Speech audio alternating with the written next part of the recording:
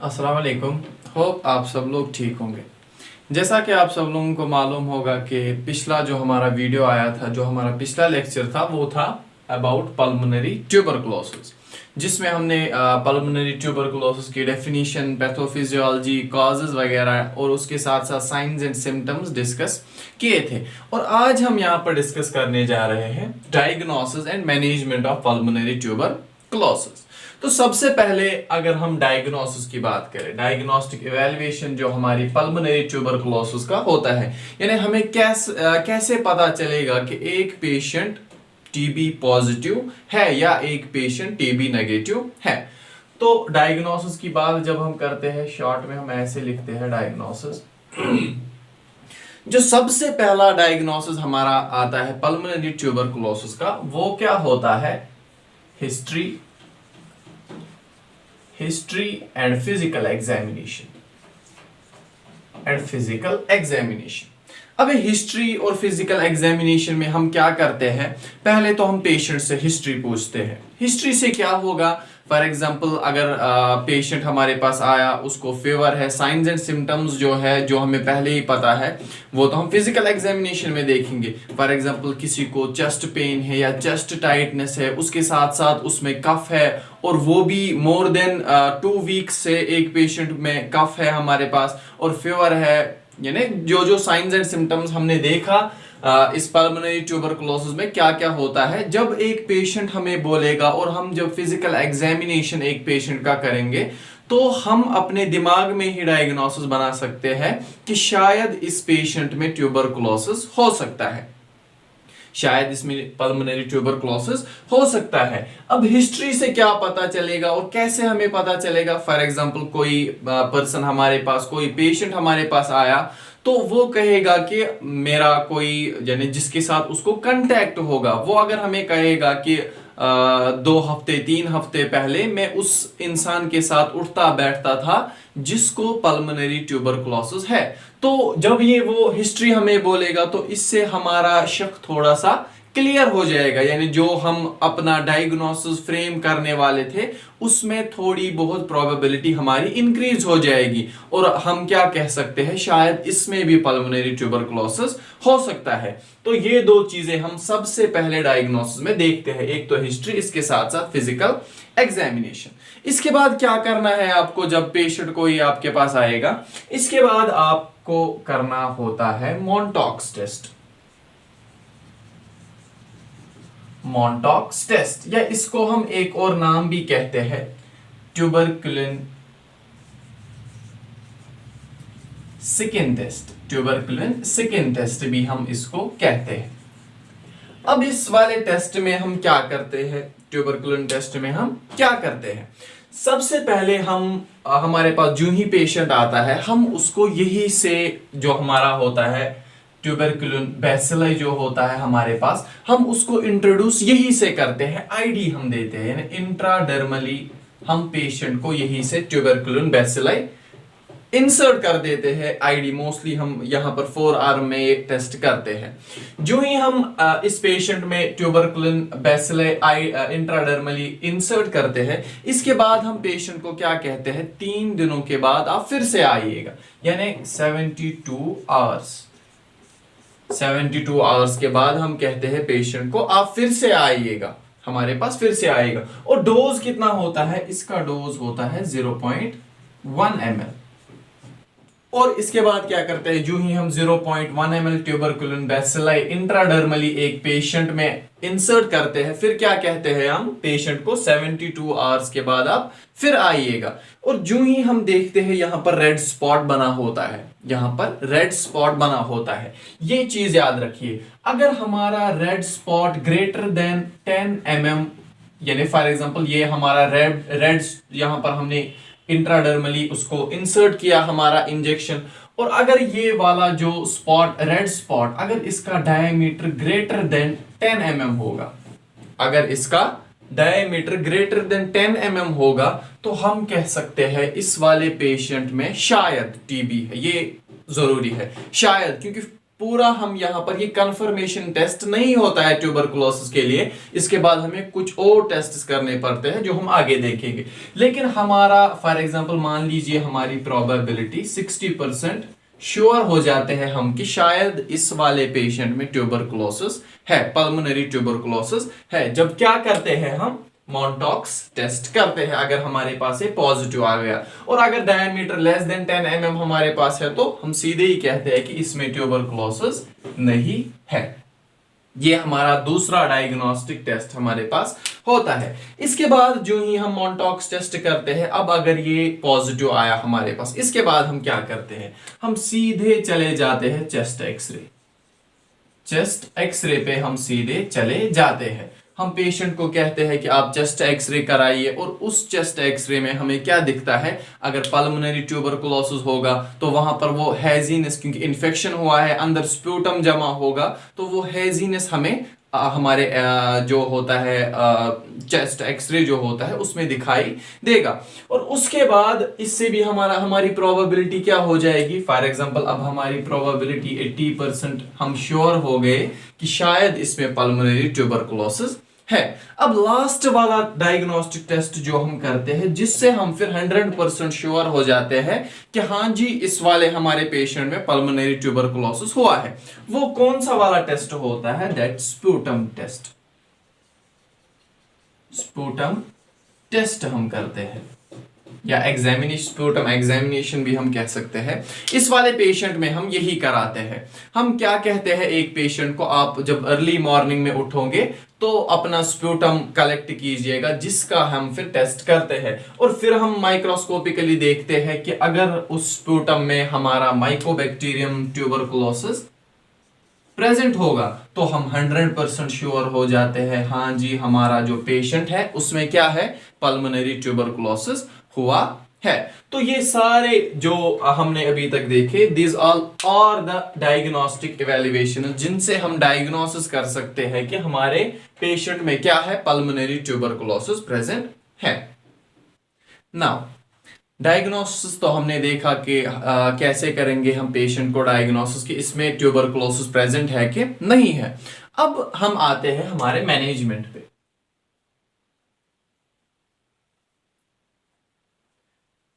यानी अब अगर हमारा डायग्नोसिस हुआ कि पेशेंट में हाँ जी पल्मोनरी ट्यूबरकुलोसिस प्रेजेंट है, तो अब हमें कैसे मैनेज करना है इस डिजीज को पेशेंट में। मैनेजमेंट में सबसे पहला जो मैनेजमेंट आता है दैट्स आवर फार्माकोलॉजिकल।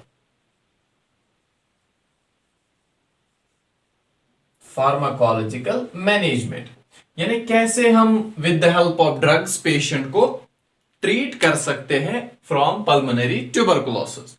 तो जो हमारा जो हमारा फार्माकोलॉजिकल मैनेजमेंट आता है, इसमें हम एक खास थेरेपी एक पेशेंट को प्रोवाइड करते हैं, और जिससे वो पेशेंट फिर वो अल्टीमेटली ठीक होता है। और उस वाली थेरेपी को एक स्पेशल नाम दिया गया है जिसको हम कहते हैं डॉट्स।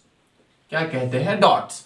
और डॉट्स की फुल फॉर्म क्या है, डायरेक्ट ऑब्जर्वेशन ट्रीटमेंट स्ट्रैटेजी। ये बहुत ही जरूरी है इसकी फुल फॉर्म याद रखना, क्योंकि बहुत सारे कॉम्पिटिटिव एग्जाम्स में इसके बारे में पूछा जाता है। तो क्या है डॉट्स की full form, direct observation treatment strategy. अब सवाल जो है हमारा डॉट्स होता है, ये क्या होता है, इसमें क्या किया जाता है, कौन कौन से ड्रग्स इसमें होते हैं, उसके बारे में हम अब देखते हैं। जो है हमारा जो ये डॉट्स होता है, डायरेक्ट ऑब्जर्वेशन ट्रीटमेंट स्ट्रेटेजी होती है, इसको डिवाइड किया गया है 2 फेजेस में। आराम से आप देखिए क्या होता है इसमें। इसको हमने डिवाइड किया है 2 फेजेस में। एक तो होता है इनिशियल फेज, और जो दूसरा वाला फेज होता है उसको हम कहते हैं कंटिन्यूअस फेज।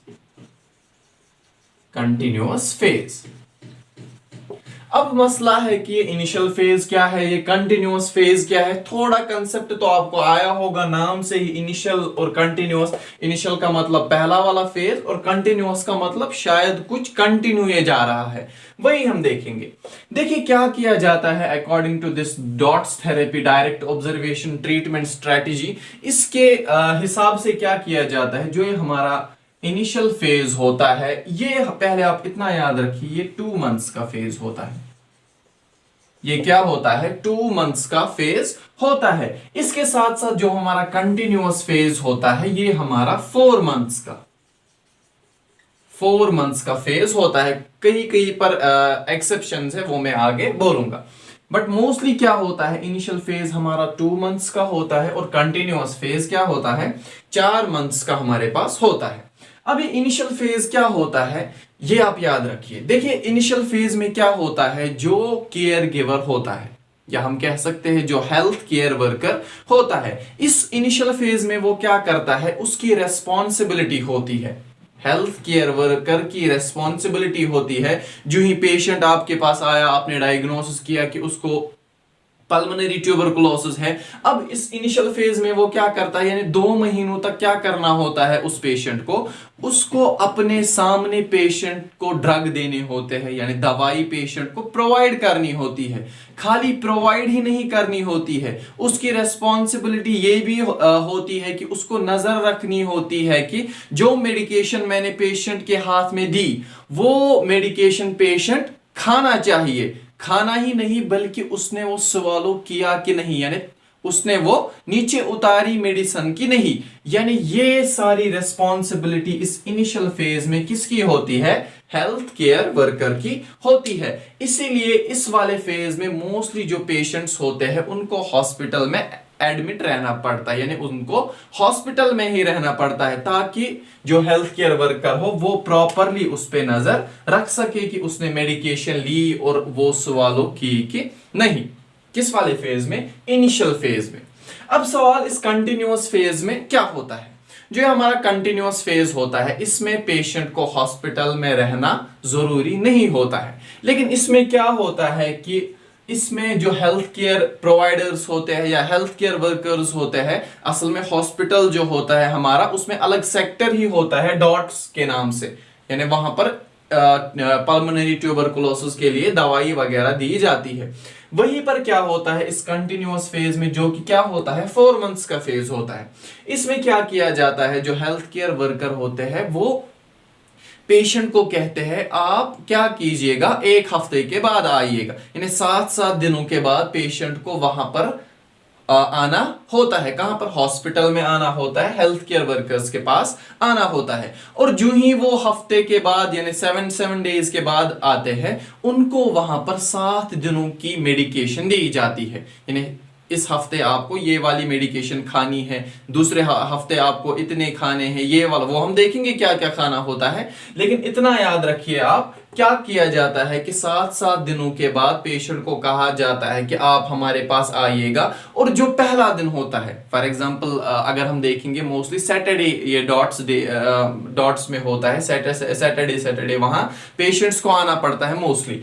अब क्या कहा जाता है कि सैटरडे जो ही पेशेंट आया, उस दिन जो हमारे हेल्थ केयर वर्कर्स होते हैं उन्हीं के सामने पेशेंट को मेडिकेशन लेनी होती है। जो ही वो स्वॉलो करेंगे, उसके बाद हम 6 दिनों की मेडिकेशन पेशेंट को सारा कुछ बताते हैं, कैसे खाना है, कब खाना है, दिन में कितनी बार खानी है आपको मेडिकेशन, वो हम पेशेंट को बता देते हैं। और उसके बाद वो फॉलो अप के लिए उनको कहना होता है नेक्स्ट सैटरडे आप फिर से आइएगा। और ये वाला जो हमारा कोर्स होता है, ये मोस्टली 4 मंथ्स का कोर्स हमारा कंटिन्यूअस फेज में होता है। और इसी सारी स्ट्रेटेजी को हम क्या कहते हैं, डायरेक्ट ऑब्जर्वेशन ट्रीटमेंट स्ट्रेटेजी।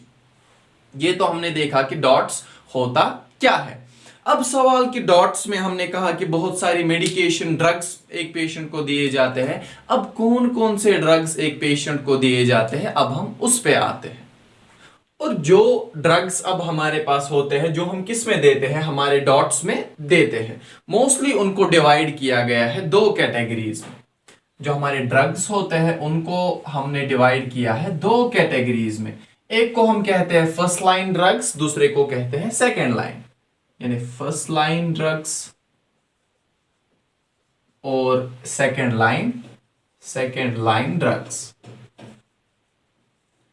अब सवाल है फर्स्ट लाइन कब देते हैं और सेकेंड लाइन कब देते हैं, वो आपको अभी आगे समझ आएगा। फिलहाल हम देखते हैं कि फर्स्ट लाइन ड्रग्स में कौन कौन से ड्रग्स आते हैं और सेकेंड लाइन ड्रग्स में कौन कौन से ड्रग्स हमारे पास आते हैं। जो हमारा फर्स्ट लाइन ड्रग्स होता है उसको आप ऐसे याद रख सकते हैं, HRZES। जो H होता है वो होता है हमारा आइसोनिजाइड, ये ड्रग का नाम है आइसोनिजाइड। और R का मतलब होता है हमारे पास रिफाम्सिन,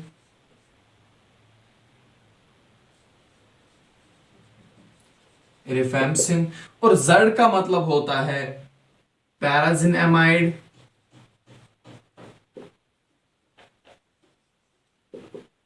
आइसोनिजाइड, रिफाम्सिन, पैराजिनएमाइड। E का मतलब होता है इथेम्ब्यूटॉल,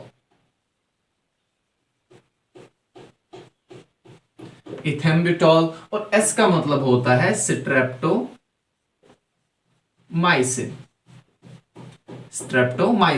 ये जो ड्रग्स है हमारा आइसोनिजाइड, रिफाम्सिन, पैराजिनएमाइड, इथेम्ब्यूटॉल एंड स्ट्रेप्टोमाइसिन, इन्हीं को हम कहते हैं फर्स्ट लाइन ऑफ ड्रग्स। अब सवाल जो हमारे सेकेंड लाइन ऑफ ड्रग्स होते हैं उसमें कौन कौन सा ड्रग हमारा आता है। इसमें बहुत सारे ड्रग्स आते हैं, लेकिन मोस्टली जो इसमें आते हैं या जो हम पेशेंट को देते हैं वो हम आगे देखेंगे कब देते हैं। उसमें जो हमारा आता है दैट्स आर ऑक्सीफ्लॉक्सिन,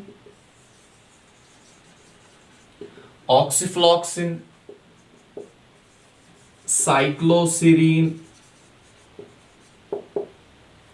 ऑक्सीफ्लॉक्सिन, साइक्लोसिरीन एंड इथेनएमाइड। इसमें और भी ड्रग्स आते हैं, लेकिन मोस्टली जो हम देते हैं ड्रग्स वो ये सारे होते हैं, ऑक्सीफ्लॉक्सिन, साइक्लोसिरीन एंड इथेनएमाइड। इन्हीं को हम कहते हैं second line drugs for pulmonary tuberculosis. ये तो हमने देखा कि ड्रग्स कौन कौन से होते हैं। अब सवाल कि हमें कौन सा ड्रग किस वाले पेशेंट में देना है, कितनी बार देना है, कितने टाइम के लिए देना है, अब हम उस सारे चीज पे आते हैं। तो अब हम देखते हैं कि हम कौन सा ड्रग किस वाले पेशेंट में देते हैं और कब देते हैं और कैसे देते हैं, दिन में कितनी बार देते हैं। देखिए बेसिकली हमारे पास 3 कैटेगरीज के पेशेंट्स आते हैं, यानी जो भी पेशेंट हमारे पास होता है या नया पेशेंट आता है, हमने पेशेंट्स को कैटेगराइज किया है 3 कैटेगरीज में। पहले हम देखते हैं कि वो कौन कौन सी कैटेगरी हमारे पास होती है।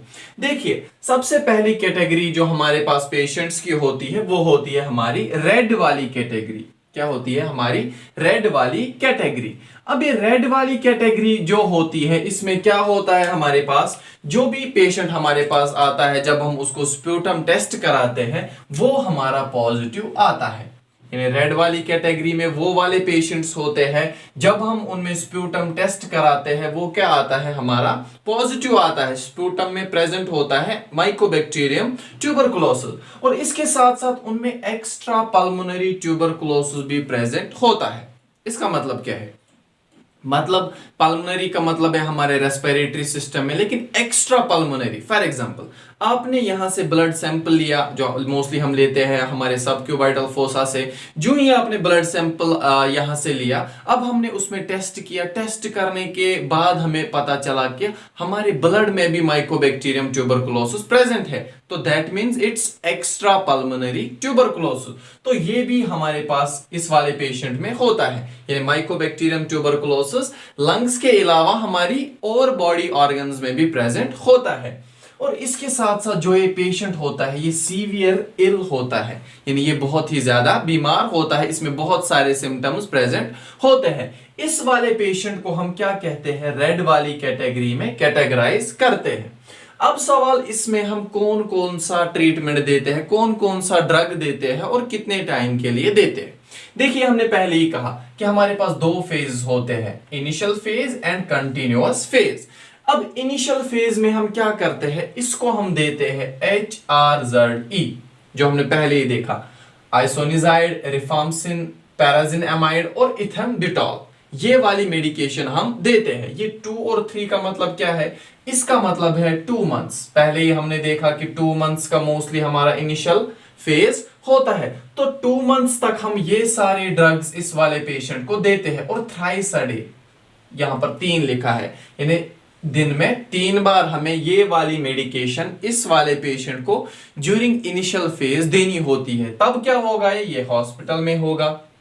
अभी हमने पढ़ा डॉट्स में, तो ये वाली मेडिकेशन हम पेशेंट को देते हैं। इसके बाद जो हमारा कंटिन्यूअस फेज होता है, जिसमें पेशेंट हॉस्पिटलाइज नहीं होता है, बल्कि हम आफ्टर 7 डेज पेशेंट को वहां पर बुलाते हैं, इसमें हम देते हैं 2 ड्रग्स, H और R हम देते हैं, यानी रिफाम्सिन और आइसोनिजाइड हम पेशेंट को देते हैं।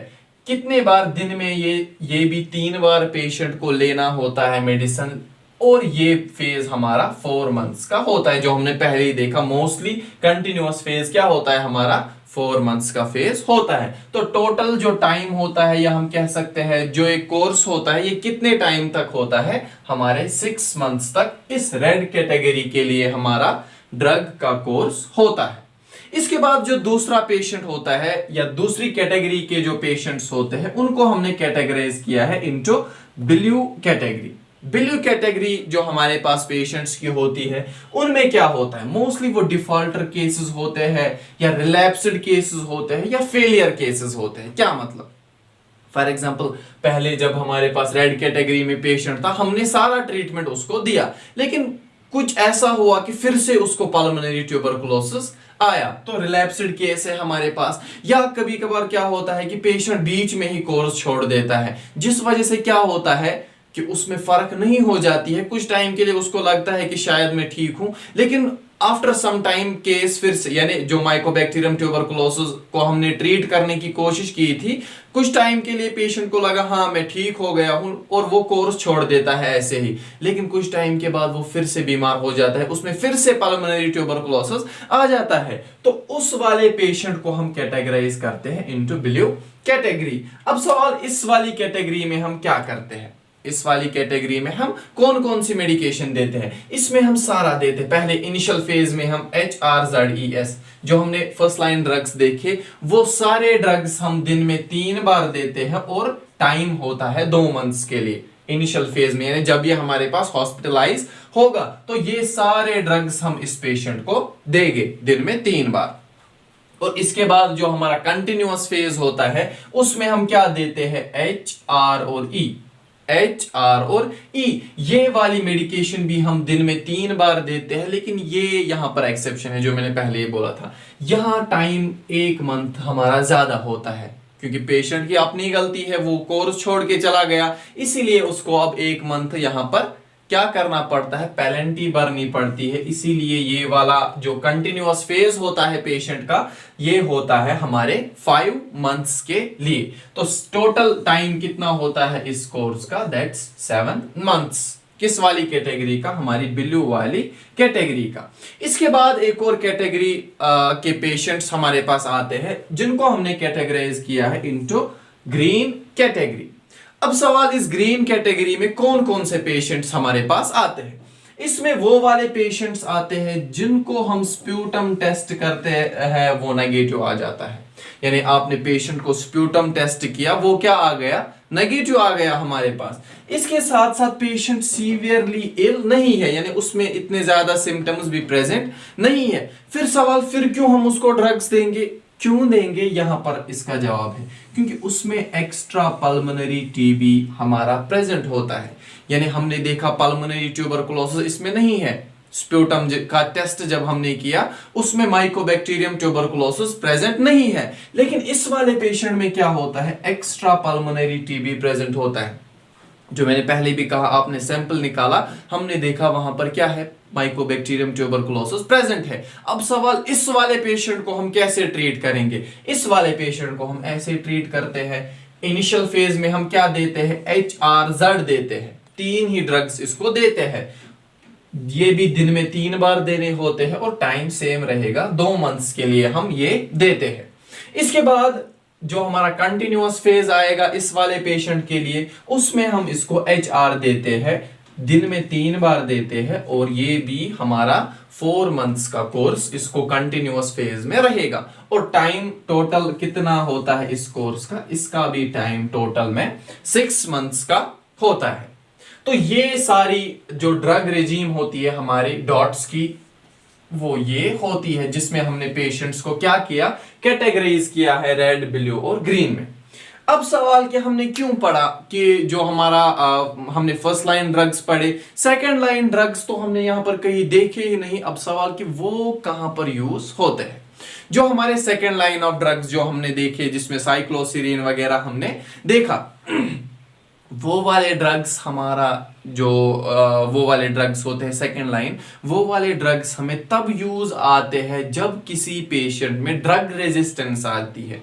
अब ड्रग रेजिस्टेंस क्या है वो एक वास्ट टॉपिक है, इंशाल्लाह हम कभी वो डिस्कस करेंगे। फिलहाल आप इतना याद रखिए कि ड्रग रेजिस्टेंस का मतलब होता है पेशेंट ड्रग खा रहा है लेकिन ड्रग अंदर से इफेक्ट नहीं कर रहा है। कॉजेज उसके बहुत सारे हो सकते हैं, वो हम तभी देखेंगे इंशाल्लाह। बट फिलहाल इतना याद रखिए कि जब भी पेशेंट में ड्रग रेजिस्टेंस आती है, और स्पेशली मल्टी ड्रग रेजिस्टेंस जब पेशेंट में आती है, तो उसमें क्या होता है, ये सारे ड्रग्स इफेक्ट प्रॉपरली नहीं करते हैं। तो उन वाले पेशेंट्स को हमें सेकेंड लाइन ऑफ ड्रग्स देने पड़ते हैं। अब कैसे देने पड़ते हैं, उनमें भी अपना जो ड्रग रेजीम होता है वो होता है। अब हम वो देखते हैं पहले कि कैसे हम इन्हें दिन में कितनी बार देना है, कितने टाइम तक देना है, कंटिन्यूअस फेज कितने टाइम तक रहेगा, इनिशियल फेज कितने टाइम तक रहेगा, पहले हम वो डिस्कस करते हैं।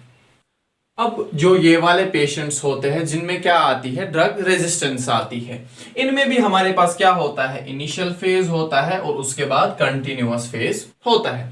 इनिशियल फेज में हम क्या देते हैं, Z और E इसमें देते हैं इन वाले पेशेंट में, और वो भी क्या देते हैं, दिन में 3 बार, लेकिन टाइम थोड़ा सा ज्यादा, यानी 6 महीनों तक हमें इनको ये वाले ड्रग्स देने होते हैं। अब जो ही 6 महीने होते हैं उसके बाद हमारा क्या आता है, दूसरा कंटिन्यूअस फेज आता है जिसमें पेशेंट एडमिट नहीं होता है हमारे पास। उसमें हम क्या देते हैं, सेकंड लाइन जो हमने पढ़ा था, ऑक्सीफ्लॉक्सिन, इथेनामाइड, साइक्लोसिरीन, ये भी हम दिन में 3 बार इस पेशेंट में भी देते हैं। लेकिन ये हमें 18 महीनों तक यानी 18 मंथ्स तक इस पेशेंट को देने होते हैं। तो टोटल टाइम कितना होता है इस कोर्स का, टोटल टाइम होता है हमारा 24 मंथ्स, यानी 2 साल तक इस पेशेंट को मेडिकेशन खानी होती है, क्योंकि इसमें क्या होती है, ड्रग रेजिस्टेंस होती है इस वाले पेशेंट को। तो ये सारी ड्रग्स हमें इस वाले पेशेंट को देने होते हैं।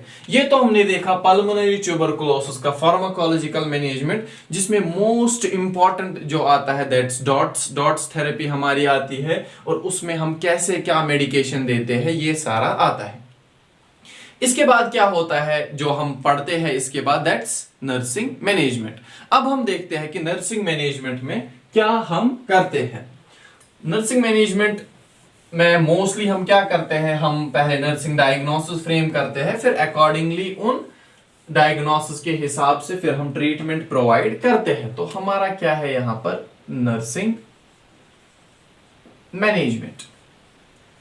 तो नर्सिंग मैनेजमेंट में कौन सा वाला डायग्नोसिस सबसे पहले आ सकता है, नर्सिंग मैनेजमेंट में बहुत सारे डायग्नोसिस आ सकते हैं। हम कह सकते हैं एयरवे हमारी क्लियर नहीं है इस वाले पेशेंट में, तो क्या हम डायग्नोसिस बना सकते हैं, इनइफेक्टिव एयरवे क्लियरेंस हमारा पहला डायग्नोसिस आएगा। इसके साथ साथ दूसरा डायग्नोसिस हमारा क्या आ सकता है, दूसरा डायग्नोसिस हमारा आएगा जो हमारा पेशेंट होता है उसमें ऑक्सीजनेशन प्रॉपरली नहीं होगी, तो हम उस पेशेंट में कह सकते हैं इम्पियर्ड ऑक्सीजन एक्सचेंज। तो क्योंकि उसमें ऑक्सीजन एक्सचेंज प्रॉपरली नहीं होगी, क्योंकि अंदर सिक्रीशंस प्रेजेंट है, जो ही सिक्रीशंस प्रेजेंट है तो डिफ्यूजन प्रॉपरली गैसेस का नहीं होगा, तो हमारी जो बॉडी पार्ट्स है उनमें ऑक्सीजनेशन प्रॉपरली नहीं होगी। इसके साथ साथ न्यूट्रिशनल इम्बैलेंस होगा हमारे पेशेंट में, तो तीसरा डायग्नोसिस ये आ सकता है। और मोस्ट इंपॉर्टेंटली इस वाली डिजीज में एक और डायग्नोसिस आ सकता है, नॉलेज डेफिसिट, यानी पेशेंट के पास नॉलेज नहीं है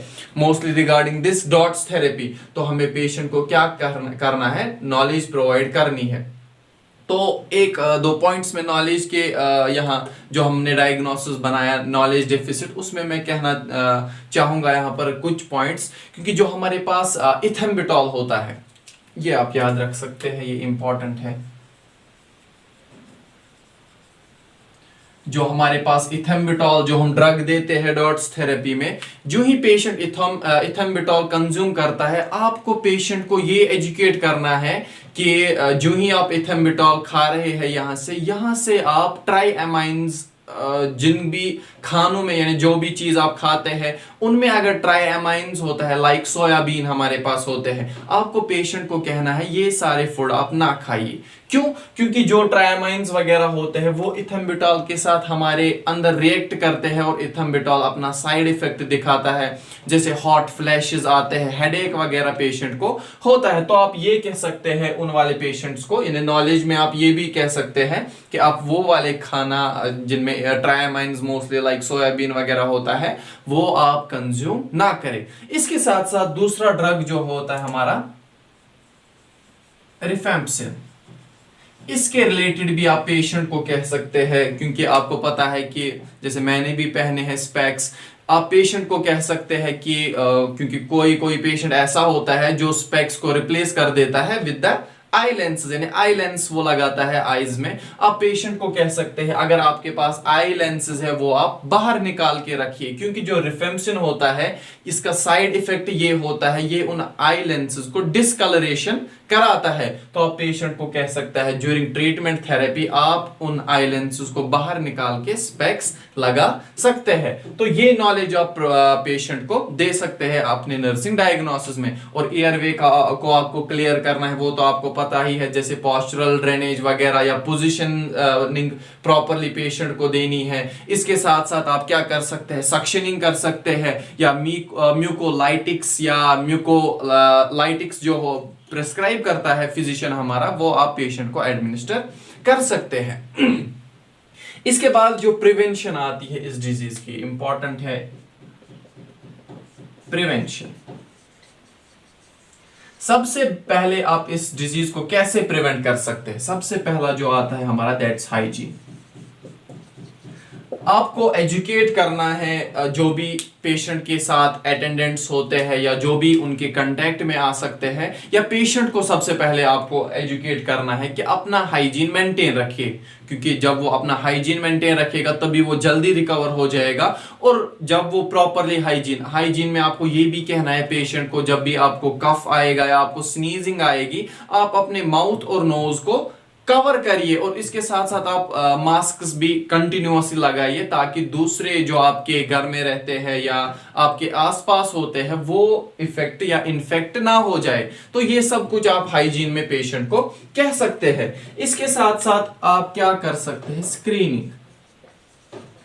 जो भी आप क्लोज कांटेक्ट में हमारे पेशेंट के साथ होते हैं, for example health care workers भी इसमें आते हैं, या जो भी घर वाले पेशेंट के क्लोज कांटेक्ट में होते हैं, उनको आप कह सकते हैं आप स्क्रीनिंग, यानी आप भी डायग्नोस्टिक टेस्ट करवाइए, क्योंकि मे बी चांसेस है कि क्योंकि ये कंटेजियस डिजीज होती है एयर ड्रॉपलेट्स वगैरह की वजह से, अगर किसी और पर्सन में इन्फेक्शन आ गया तो जब वो स्क्रीनिंग कराएगा तो जल्दी उसको पता चलेगा कि उसमें भी शायद पल्मोनरी ट्यूबरकुलोसिस हुआ है, और उसका जो इफेक्टिव ट्रीटमेंट होगा, यानी जो ट्रीटमेंट होगा वो बहुत ही ज्यादा इफेक्टिव रहेगा, क्योंकि पहले ही उसको प्रॉपर टाइम पे केयर मिलेगा। इसके साथ साथ एक और प्रिवेंशन जो होता है दैट्स इंपॉर्टेंट, जो वैक्सीनेशन हमारी होती है।